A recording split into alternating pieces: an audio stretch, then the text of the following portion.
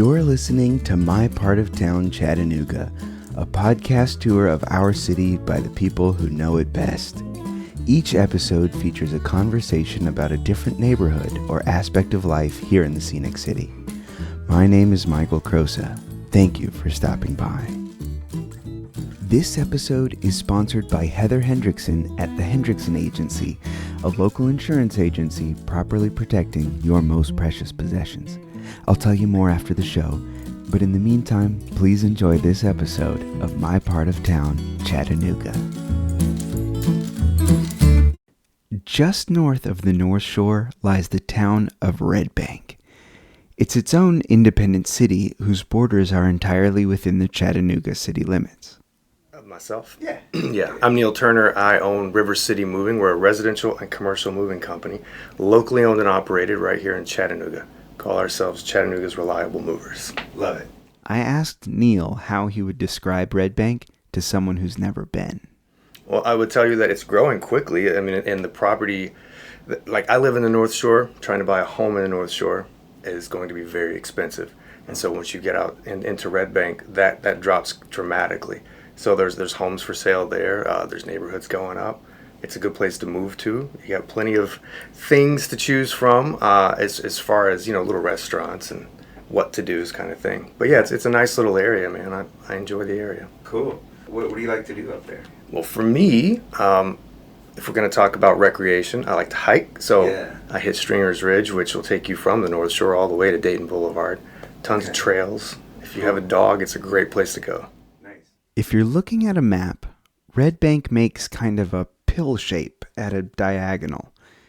This oval is formed by a central road that runs through it, Dayton Boulevard. Well, Dayton Boulevard, yeah, I mean, it cuts all the way through that area. It'll take you go down there and then hang a right. You head to Hickson, or stay straight, you'll head to Hickson. Nice. So Dayton Boulevard cuts through a lot of that. And on either side of that is you'll have coffee shops like the Meeting House. Right on. You get your Starbucks and restaurants.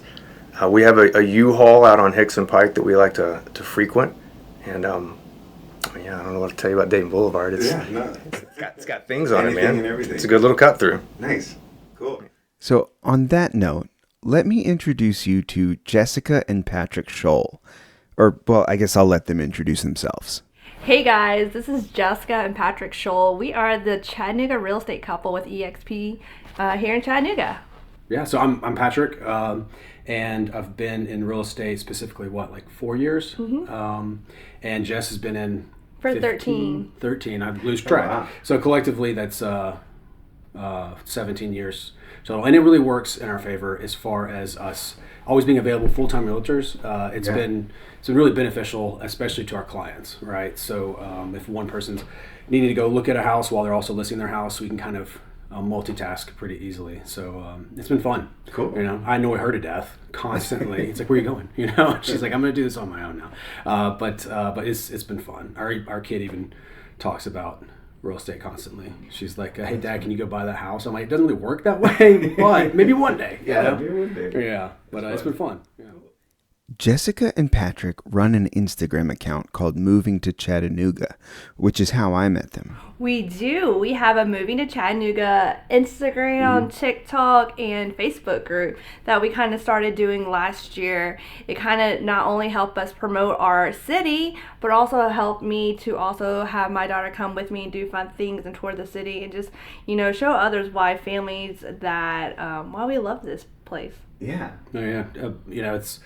I got to give Jess credit because we'll go to all these cool places, and there's a little more motivation now to explore. We always did, but there's more motivation now to explore because we want to kind of convey cool areas and cool aspects of the city to anyone looking at it, and especially anyone moving here. Obviously, moving to Chattanooga, because what we try to do is, with our past experience with clients, the questions that they ask that are pretty common, we kind of aggregate that and then go to places that might answer those questions for them. So then when they're researching it, it's already there. Yeah. That's kind of the goal. And what's really cool, it gets us out of our own personal comfort zone. When we usually go on date nights, we used to only go to 210 Jack because we would always be our go-to. But now we want to try other new restaurants and give like friends and like you said, clients recommendations. And a little bit about us and how we got started here and where we're at now. So me and Patrick actually met in Nashville.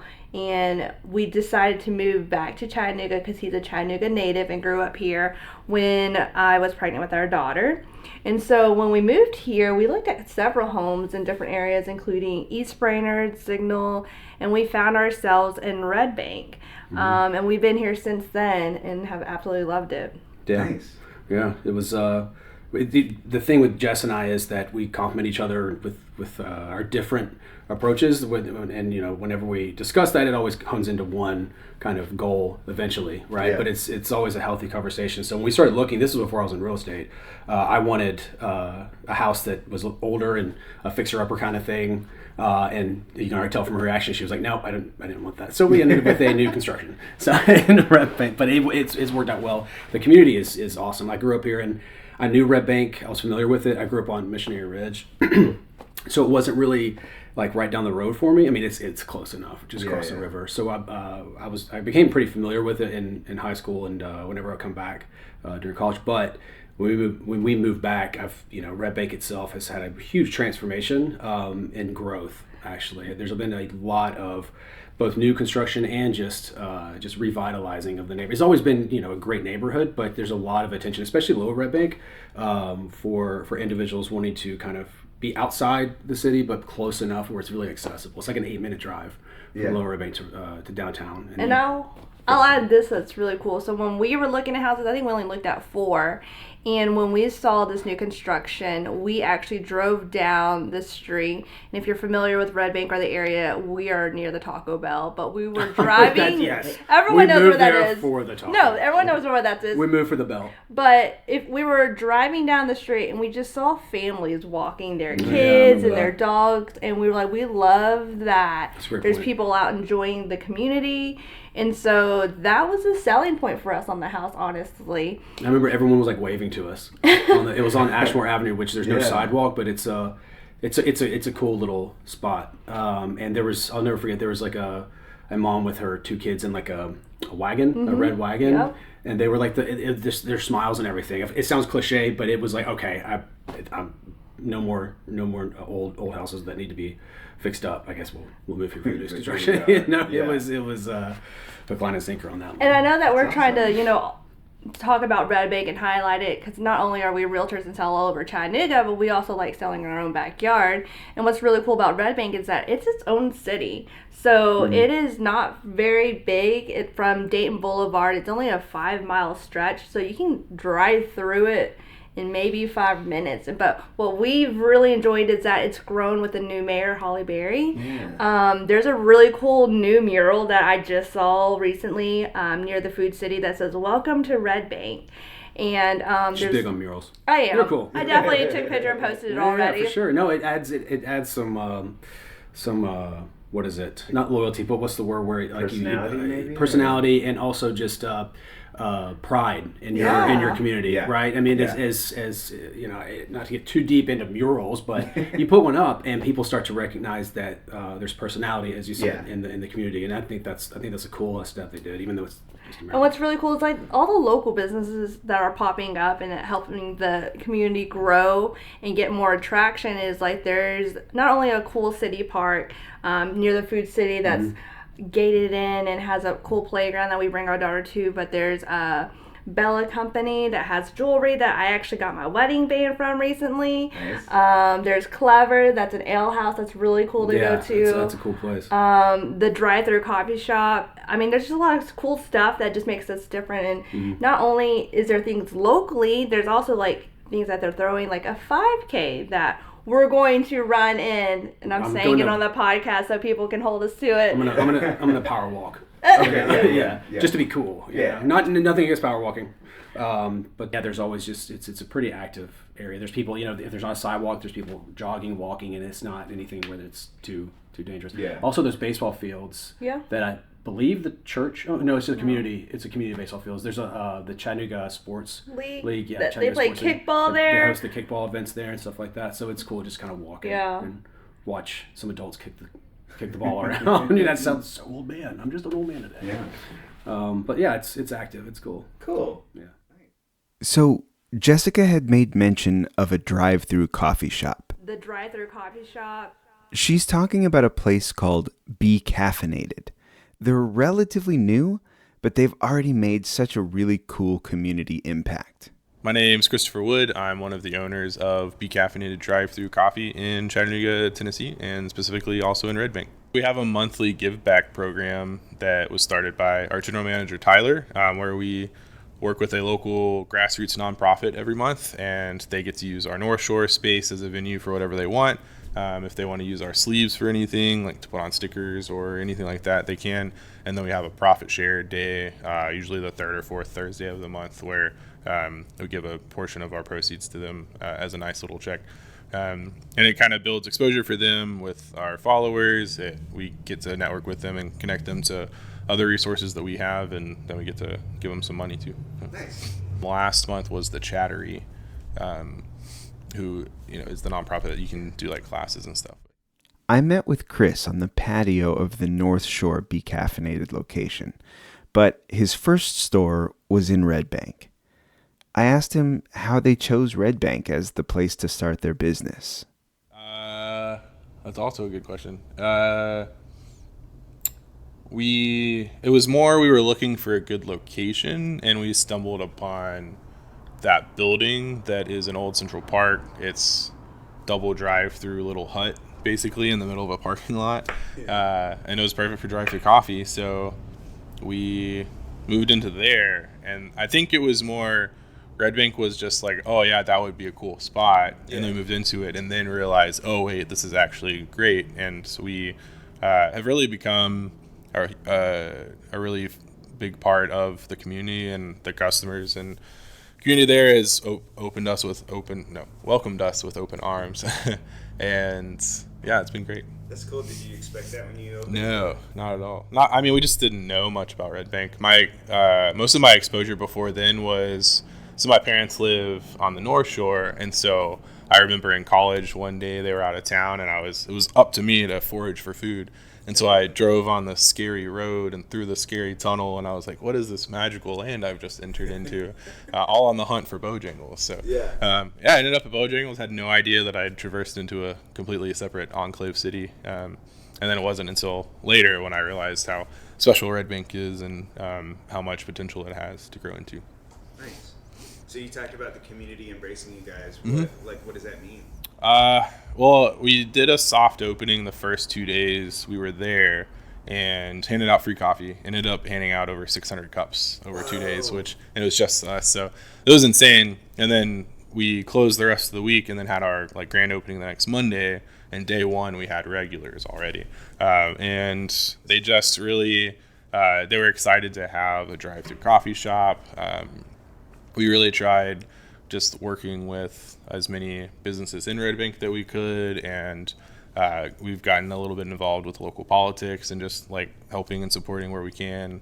We're on the planning committee for the Jubilee and the Christmas parade, and my wife and I ended up buying a house in Red Bank and moving out there, so we're official citizens of Red Bank now. So it's been cool, and just everywhere from the top to the bottom of the leadership and just the community citizens have been really hospitable and excited to have us there. So. That's really cool. If you want to go down a rabbit hole, look up Save Red Bank Central Park. It is the most politically controversial subject in Red Bank, and it's fascinating. And basically, there's this giant grass field in the middle of Red Bank on Dayton Boulevard that used to be where the middle school was before it was torn down, and it's been dubbed as Red Bank Central Park. And there's been crazy controversy over the sale of it and what the city wants to do with it and what the citizens want to do with it. And on both sides, people are saying things that are nasty and blah, blah, blah. But long story short, some people want to sell it and develop it. Some people want it to be a kind of park focus and some green space. And way back when Red Bank did an agreement with the federal government, and I might butcher some of this, but basically they traded some land that was designated as like federal park space in order to be able to build the new school on it. And the agreement was they just had to replace the park space that we're building on with something else. And then it turned out that no one replaced it. And a few years ago, someone reached out to ask the federal government about it. And they were like, wait, you haven't done that yet?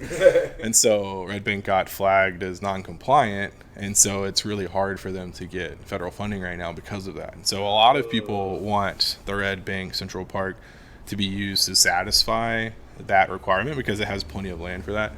A lot of people want it to be, I mean, the Cambridge Square complex has been thrown around a lot of kind of the mixed use, commercial, residential. One of the ideas is to have like a concert kind of amphitheater there with some green space and stuff. So who knows what'll happen. I think the city's playing it right where they're kind of holding back and like really digging into it and doing a lot of stuff, asking the citizens and digging into RFPs and all of that. So they're not rushing into it, which is really good. But that's probably one of the more controversial things going on right now. It's a lot of fun to look at. So. Cool. Awesome. Yeah. Well, thanks, man. Cool. Thanks for having me. Yeah. Of course. Personally, I think it's really cool how local businesses here get involved with the community around them. This idea also came up in my conversation with Neil, the owner of River City Moving, who we heard at the beginning of the show.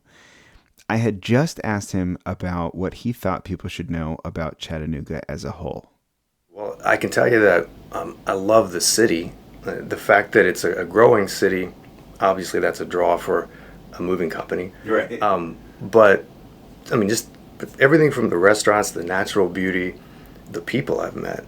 I mean, you know, I've not lived in Tennessee for like 15 years because I was out doing all those other things. Yeah. But coming back, it's the best place to have come back to, I think. I really enjoy it. And, you know, the ultimate goal for the company is to, I actually said this the other day, I was like, all right, so you're growing, you're getting faster, getting closer to the speed of sound kind of thing. Yeah. You know, then you got a sonic boom. Now that boom for me is I want to start a foundation here. Okay. In my sister's name. My sister, we lost her to mental illness. And after going to the Austin Hatcher Foundation, I was like, you know, there's nothing for families that lose people. There's nothing for families that deal with that. And I figure, why not use my moving company as a way to do that too? Yeah. So as the company grows, that's really what I want to do, man. I want to help improve the community and grow with the community. Nice. Yeah. That's the deal. That's the deal. That's the deal, man. Now, we've heard from some really cool people in this episode, and I even have enough extra content recorded with them that I may even release a part 2 someday, so don't be surprised. I'll let them tell you where to find them before we wrap up. As always, I hope you'll follow these folks on social media, and when you go to visit them, tell them I said hello, and thanks for volunteering their time for the podcast. As far as our emails or what's... Yeah, let's do the emails. So you could email us at thesholls@ChattanoogaRealEstateCouple.com. And the Sholls is TheSholls. That's 2 L's. Also, give us a follow on our Instagram page at Chattanooga Real Estate Couple, and also what we mentioned earlier at Moving to Chattanooga to find fun things to do in our city. If people want to get in touch with you, how do they find you? River City Moving, TN, as in Tennessee.com. So everything you need's there. I mean, we're on Instagram as well, of course, Facebook, Twitter, all that. The phone number, get your pens down, 423-241-6984. Call, you're mostly going to get me or Kevin. He's my other manager, so we'll be the guys talking to you. Nice. Walk you through the process. Yeah, on the Be Caffeinated side, we have 4 locations in town. Obviously, our Red Bank one on Dayton Boulevard, our North Shore location right behind the Big Chillin' Grill, our Highland Park location across from the zoo, and then we're on Chat State's campus in the cafeteria if you're ever over there. You can find Be Caffeinated on Instagram at Be Caffeinated. I think it's B_caffeinated. And on Facebook, it's Becaffeinated CHA. And then our website is becaffcoffee.com. I'll make sure that all of their information gets put in the show notes. I'll also be tagging them on social media, so be sure to follow the show on Instagram at MPOT Chattanooga. I would say follow us on Facebook, but that account got hijacked and I no longer have control over it, which is a super bummer. Anyway, thanks so much for listening, and I can't wait to tell you more in the next episode of My Part of Town, Chattanooga.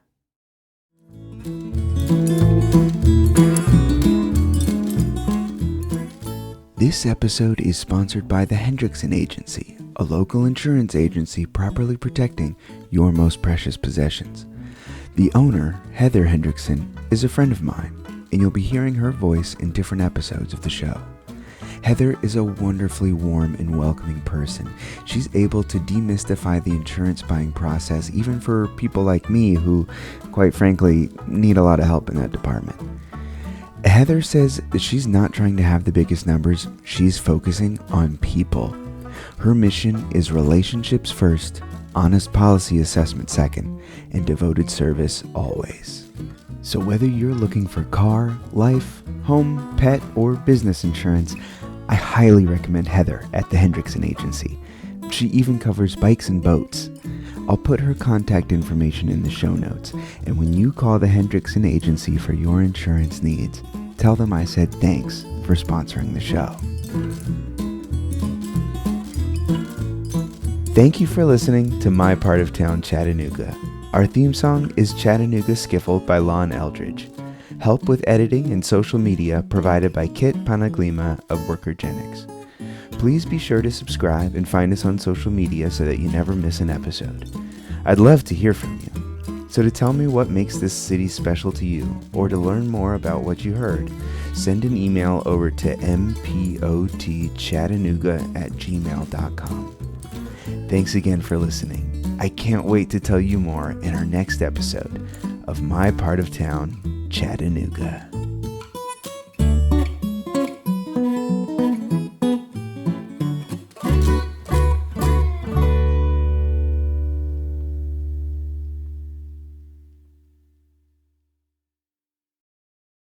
Things that they're throwing, like a 5K that we're going to run in, and I'm saying it on the podcast so people can hold us to it. I'm gonna power walk.